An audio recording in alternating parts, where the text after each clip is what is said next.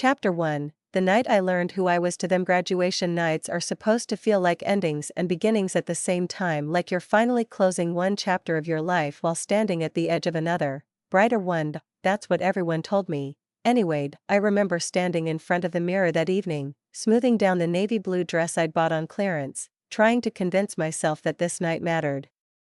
That I mattered. My cap and gown were folded neatly on the bed behind me, the tassel hanging just slightly off the edge, like it was waiting for permission to fall. I told myself to breathe. I had done everything right. I had worked 2 part-time jobs while finishing school. I had paid most of my tuition on my own. I had graduated on time, not with honors. Not with applause, but with effort. And persistence. And exhaustion, and somehow, I already knew that wouldn't be enough. My sister, Emily, was sitting in the living room when I came downstairs. She looked perfect, like always. Hair curled effortlessly. White dress that probably cost more than my entire outfit. She glanced up at me and smiled, the polite kind of smile you give someone you're not worried about competing with. "Ready?" she asked. I nodded. Yeah. Our parents were already waiting by the door. My mom adjusted Emily's necklace before we even stepped outside, her fingers gentle, proud. My dad grabbed the car keys and made a joke about traffic, but his eyes lingered on Emily too, like this night belonged to her more than anyone else, and maybe it did. The ceremony itself was long and hot and crowded. Names echoed through the auditorium, applause rising and falling like waves. When Emily's name was called, my parents stood up. Literally stood up. My mom clapped above her head. My dad whistled. When my name was called a few minutes later, they clapped too. They just stayed seated. I told myself not to notice. I told myself it didn't matter. I told myself I was being dramatic, but that quiet comparison settled somewhere deep in my chest and stayed there. After the ceremony, we took photos outside. Emily in the center, holding her diploma like it was a trophy. My parents on either side of her. Me slightly off to the side, holding my smile in place. "Emily, look here," my mom said. "Emily, one more," my dad added. I waited for someone to say my name. They didn't. Dinner was at a restaurant my parents loved, polished wood tables, soft lighting, the kind of place where people spoke in low voices and laughed politely. The waitress congratulated us both, but my parents corrected her immediately. "This is Emily's big night," my mom said, beaming. "She's going places." I swallowed and nodded, like that made sense. The conversation flowed easily after that. My dad talked about Emily's future. Her job prospects. The city she might move to. The life she was clearly meant for. Then, halfway through dinner, my mom turned to me. "So," she said, tilting her head slightly, her voice light but sharp underneath. "What are you planning to do now?" I answered honestly. I talked about working full-time. Saving money. Maybe applying to graduate school later. She smiled, but it didn't reach her eyes. "Well," she said, loud enough for the table next to us to hear, "not everyone is destined for greatness." The table went quiet. My dad laughed awkwardly and shook his head. "Your sister just has that spark," he said. Then he looked at me. You're more practical." Emily didn't say anything. She just took a sip of her drink. My mom sighed, like she was tired of pretending. "We just worry about you," she said. "You always had potential, but you never really lived up to it." Then she said the words I still hear in my head, years later, "You were always the disappointment." No anger. No cruelty in her tone, just a statement. Like a fact everyone already knew. I felt my face heat up. My throat tightened. For a moment, I thought I might cry right there, in the middle of that restaurant, but I didn't. I smiled, I nodded, I said nothing, and in that silence, something inside me shifted. Not loudly. Not dramatically, quietly, because in that moment, I realized something important. They had already decided who I was, and no explanation, no achievement, no plea was going to change that. So I stopped trying, and that decision, the one I made without saying a single word, was the beginning of everything that came next. Chapter 2. The pattern I was taught to ignore. Looking back now, That night at the graduation dinner didn't come out of nowhere. It only felt sudden because I had spent most of my life training myself not to see it. Favoritism doesn't usually announce itself loudly. It doesn't walk into the room and say, this child matters more. It shows up in patterns, in small moments, in what's celebrated, and what's merely tolerated. When we were kids, people used to tell us how lucky we were to be so close in age. Built-in best friends, they'd say. And for a while, I believed that. Emily and I shared a room until middle school. We borrowed each other's clothes. We whispered after lights out, but even back then, the rules were different. If Emily forgot her homework, my mom would rush it to school for her. If I forgot mine, it was a lesson. If Emily cried, my dad softened immediately. If I cried, he asked what I had done wrong. I learned early that love in our house was not unconditional. It was earned, and even then, it wasn't distributed evenly. Emily was the talented one, the gifted one. Teachers praised her, and my parents repeated those praises like proud echoes. When she brought home trophies or certificates, they went straight onto the living room shelf. When I brought home good grades, my mom nodded and said, "That's what we expect." Not proud. Just expected. At family gatherings, relatives asked Emily about her future, her dreams, her plans. When they turned to me, the questions were softer, vaguer. So, how are things going? What are you up to these days? As if my life were a placeholder. The worst part wasn't that Emily was favored. It was that I was constantly asked to understand it. She just needs more support, my mom would say. She has more pressure on her, my dad added, and somehow, I was always the one expected to adjust. To be flexible. To be grateful for less. By high school, the difference was undeniable. Emily's extracurriculars were paid for without hesitation. Dance classes, tutoring, summer programs. When I asked about joining something, the answer was usually, let's see if we can afford it. We could, they just didn't want to. So I adapted. I became independent before anyone asked me to. I took on babysitting jobs. Then retail shifts. I learned how to make myself small, low maintenance, easy to overlook. I told myself that being self-sufficient was a strength, and it was, but it was also a shield. College made the gap even wider. Emily's tuition was a family investment. Mine was a conversation about responsibility. Loans. Compromise. I just don't want you to struggle, my mom said, right before explaining why they couldn't help me the same way. I struggled anyway. Quietly. I worked mornings before class and nights after. I studied when I was exhausted. I skipped social events because I couldn't afford them. I learned how to survive without asking, and every time I felt resentment rise, I pushed it down. Don't be bitter. Don't compare. Don't make it a thing. That's what good daughters do, right? So by the time graduation came around, I had already internalized my role. The reliable one. The practical one. The one who didn't need applause, which is why, when my mother finally said the word disappointment out loud, it hurt, but it didn't surprise me. What surprised me was what came after. That night, lying in bed, replaying every word, every look, every comparison, I felt something unfamiliar settle in my chest. Not sadness, not anger, clarity. For the first time, I stopped asking myself what I could do differently. I stopped wondering how I could earn their approval, because the truth was painfully simple. Their image of me had nothing to do with who I actually was, and once I understood that, a strange calm followed. If I was never going to be the daughter they admired, then I was finally free to become something else, something they didn't control. Something they didn't see coming. I didn't confront them. I didn't demand fairness. I didn't ask for explanations. I did what I had always done best. I stayed quiet and I started planning. Chapter 3. The quiet work. No one noticed. Change didn't come with a dramatic moment. There was no speech in the mirror. No vow whispered through tears. No decision that felt cinematic or brave. It came the next morning, when I woke up without that familiar heaviness in my chest. For the first time in years, I wasn't replaying my parents' words, trying to decode them, trying to soften them, trying to turn them into something less painful. I wasn't asking myself how to fix what they saw as broken. I just felt focused. I went to work like any other day. Clocked in. Smiled at my coworkers.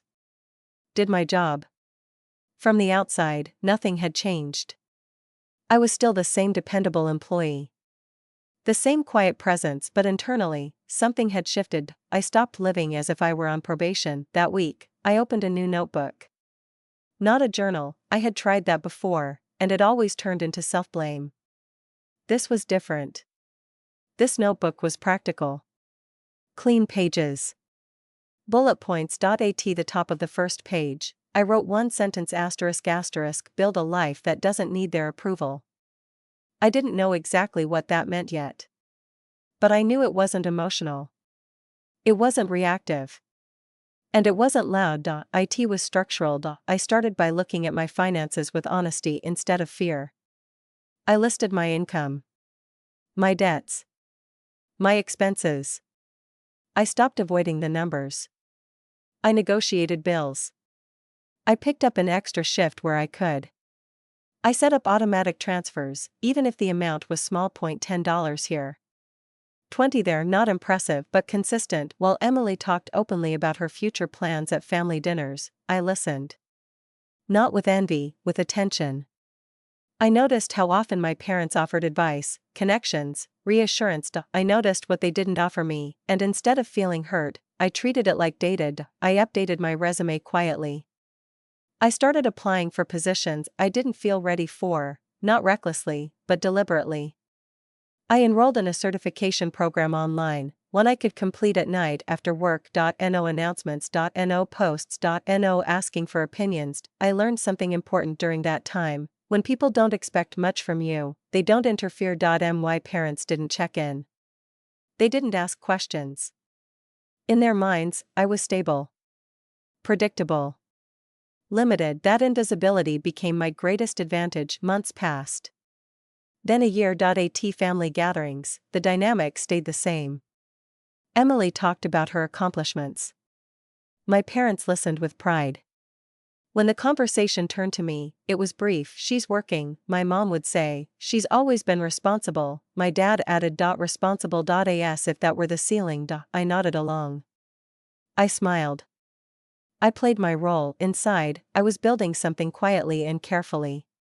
Skills. Savings. Confidence that didn't depend on praise. I learned how to advocate for myself in professional spaces, how to negotiate, how to say no, how to leave environments that didn't respect my work. The more independent I became, the less I needed to explain myself. And something unexpected happened. I stopped feeling angry, not because the past no longer mattered, but because it no longer defined me. My parents' disappointment lost its power once it stopped being the lens through which I saw myself. They still didn't notice the changes. Not really. They noticed Emily's milestones. Promotions. Moves. Setbacks. They worried about her. Supported her.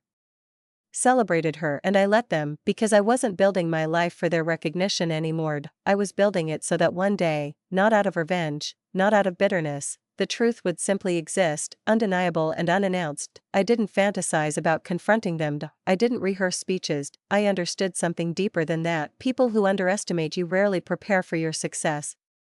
And the day they finally saw me clearly, it wouldn't be because I demanded it. It would be because I no longer needed it. Chapter 4. When silence stopped protecting them. The first time my parents sensed something had changed, it wasn't because I told them. It was because the world started treating me differently. It happened gradually, the way real shifts always do. A new job title here. A different tone in emails. Meetings I used to sit quietly through turning into conversations where people waited for my input before moving on. I didn't announce any of it to my family. At Sunday lunches, I still answered questions the same way. How's work? Good. That was it. Emily, on the other hand, talked more than ever. She was restless. Her career wasn't unfolding the way everyone had predicted. The city she moved to was expensive. The job market was tighter than expected. She was doing fine, just not exceptionally, and for the first time, my parents sounded uncertain. They still praised her, but it had an edge now. A defensiveness. As if repeating the narrative might make it true again. Then came the invitation. My dad called me one evening, his voice unusually formal. He said the family was planning a small dinner. Nothing special. Just the four of us. I almost declined. Not out of fear, out of disinterest. But something told me to go. That night, I wore a simple black dress. Nothing flashy. Nothing symbolic. Just myself. The restaurant was nicer than usual. Emily noticed first. Oh, she said, glancing at me, then at my parents. I didn't know we were dressing up. My mom smiled tightly. We wanted it to feel appropriate. Appropriate for what? She didn't say. Halfway through dinner, my dad cleared his throat. So, he said, looking at me. Your mother mentioned you've been doing well. I nodded. Yes. What exactly is it you're doing now? My mom asked. There it was, not curiosity assessment, I explained calmly. My role. My responsibilities. The projects I led. I didn't exaggerate. I didn't minimize. I just stated facts. The table went quiet. Emily frowned slightly. Since when? About a year, I said. A year, my mom repeated. Why didn't you say anything? I shrugged. You didn't ask. That wasn't said sharply. It was simply true. Something shifted then, subtle, but unmistakable. My parents exchanged a look I had never seen before. Uncertainty. They asked more questions after that. About my salary. My plans. Where I saw myself going. Questions they had once reserved exclusively for Emily, and for the first time in my life, I didn't feel the urge to perform. I answered politely. Briefly. I didn't fill the silence. On the drive home, my mom called me. I wish you had told us, she said. I did, I replied gently. Just not with words. That was the moment I realized something important. My silence had protected them for years. It had allowed them to believe their version of me without challenge. But silence, once paired with undeniable reality, becomes a mirror, and mirrors are uncomfortable. They started paying attention after that. Compliments appeared, awkward, delayed, unsure. Pride, too, but tentative, like they were afraid to claim something they hadn't nurtured. Emily grew quieter, not angry. Just displaced. I didn't feel triumphant, I felt distant, because the truth was, by the time they began to see me, I had already moved on from needing to be seen by them. The justice wasn't loud, it wasn't dramatic, it was quiet and irreversible.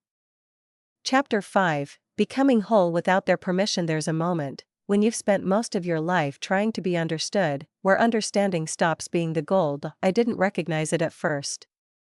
It arrived quietly, the same way everything meaningful in my life eventually did. It showed up the day my mother called to ask for advice, not reassurance, not validation, advice. She was anxious about a decision she and my father were facing, a financial one. Normally, that kind of conversation would have gone straight to Emily. I would have been informed afterward, if at all, but this time, she called me. I listened. Asked questions. Offered my perspective calmly, without over-explaining, without trying to impress her.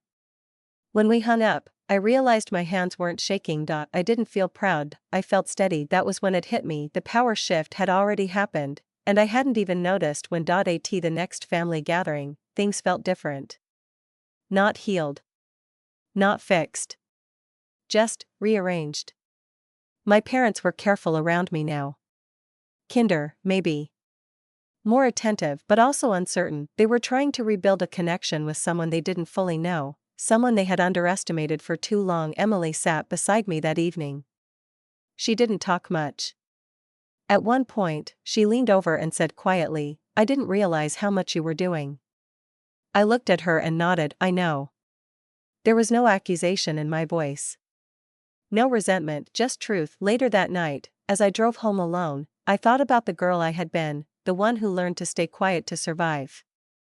The one who believed being overlooked was the price of peace. I felt tenderness for her, but I didn't want to go back, because here's what no one tells you about being labeled: the disappointment. Sometimes it becomes the space where you grow without interference. Without expectations pressing down on you. Without a script written by someone else. My parents never apologized, not directly, but they didn't need to. Their behavior changed, their assumptions crumbled, their certainty dissolved, and mine solidified. I no longer explain myself. I no longer seek approval disguised as love. I no longer wait to be chosen. I choose myself, every day. The silence I kept that night at graduation wasn't weakness. It was restraint. And the life I built afterward wasn't revenge. It was freedom. I wasn't the disappointment they thought I was. I was simply the daughter who outgrew the story they told about her, and wrote one of her own instead, quietly, completely, and on my own terms.